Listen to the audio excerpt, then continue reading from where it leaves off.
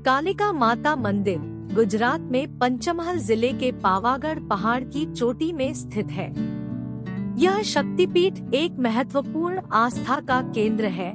लाखों की संख्या में श्रद्धालु तीर्थाटन के लिए पहाड़ी की चोटी तक पहुंचकर देवी माता के दर्शन करते हैं।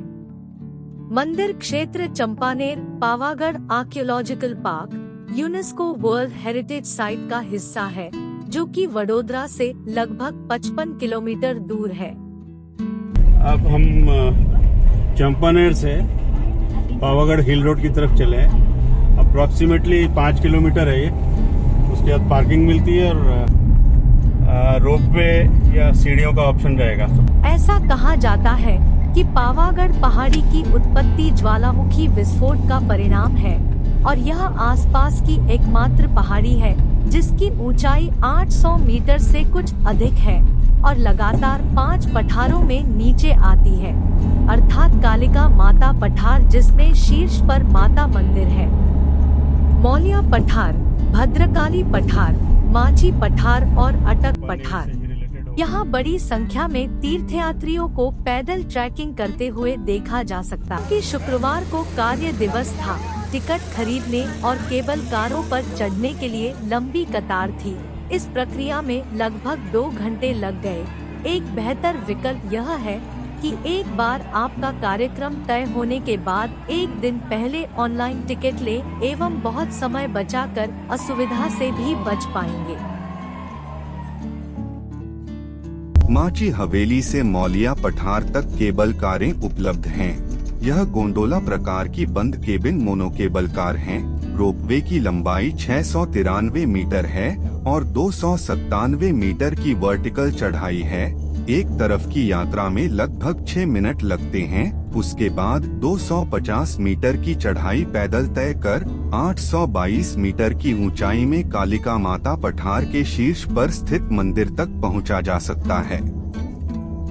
केबल कार पर सफर काफी रोमांचित करने वाला है। ऊपर जाते समय केबल में पकड़ बनाने के लिए बार बार होने वाली आवाज और विशेषकर जब एक सहयात्री ठीक उसी स्थान पर 19 जून 2003 को हुई दुर्घटना की याद दिलाता है, जहां केबल में टूट हुई थी, तो मन में थोड़ी घबराहट होती है, लेकिन पूरे इलाके का विहंगम दृश्य बहुत ही मनोरम है। मौलिया पठार में उतरने के बाद मंदिर तक पहुंचने के लिए 250 मीटर ऊंचाई की ओर और पैदल चलना पड़ता है। नए प्रस्तावित रोपवे यात्रियों को और आगे ले जाकर मंदिर के करीब उन्हें 30 से 40 मीटर की दूरी तक पहुंचाएगा। 2 छोटे जैन मंदिर चंद्रप्रभा और सुपार्श्वनाथ कालिका माता मंदिर के निकट है। 18 जून 2022 को प्रधानमंत्री श्री नरेंद्र मोदी द्वारा पुनर्विकसित कालिका माता मंदिर का उद्घाटन किया गया। लगभग 500 वर्षों के बाद मंदिर के शिखर पर एक ध्वज पुनः फहराया गया, जो कि 15वीं शताब्दी के शासक महमूद बेगड़ा ने नष्ट कर दिया था। 10वीं से 11वीं शताब्दी का कालिका माता इस क्षेत्र का सबसे प्राचीन मंदिर है। प्रारंभ में देवी कालिका माता की पूजा स्थानीय भील और कोली लोगों द्वारा की जाती थी। तत्पश्चात विश्वामित्र द्वारा उनका आह्वान किया गया और उन्हें पावागढ़ पहाड़ी शिखर पर स्थापित किया गया, जहां उन्हें दुर्गा या चंडी के रूप में पूजा जाता है। मंदिर में देवी की 3 छवियां हैं। केंद्रीय छवि कालिका माता की है, दाईं ओर काली और बाईं ओर बहुचर माता है। माघ महीने के शुक्ल पक्ष में यहाँ मेला लगता है व नवरात्रों में श्रद्धालुओं की भीड़ उमड़ती है। देवी काली के सम्मान में नामित इस मंदिर को उनका निवास स्थान माना जाता है और यह शक्तिपीठों में से एक है। पौराणिक आस्था से यह माना जाता है कि इसी स्थान पर देवी काली के दाहिने पैर का अंगूठा गिरा था। संयोगवश पावागढ़ पहाड़ी का आकार भी पैर के अंगूठे के समान है। मंदिर में काली यंत्र की पूजा की जाती है और लगभग 2 से 3 शताब्दियों से किसी भी प्रकार के पशु बलि पर सख्ती से प्रतिबंध लगा हुआ है। मंदिर में आने वाले कालिका माता के भक्त घंटी धातु के प्रतीकों को पीट कर पूजा करते हैं। विशेष रूप से चैत्र की पूर्णिमा, दशहरा, नवरात्रि 9 दिवसीय सभी शक्ति देवी की भक्ति उत्सव प्रमुख त्योहार है। इस त्योहार के लिए बड़ी संख्या में भक्त एक साथ आते हैं। शक्तिपीठ के अस्तित्व में आने की विभिन्न मान्यताओं में दक्ष यज्ञ और सती के आत्मदाह के इतिहास का अत्यधिक महत्व है।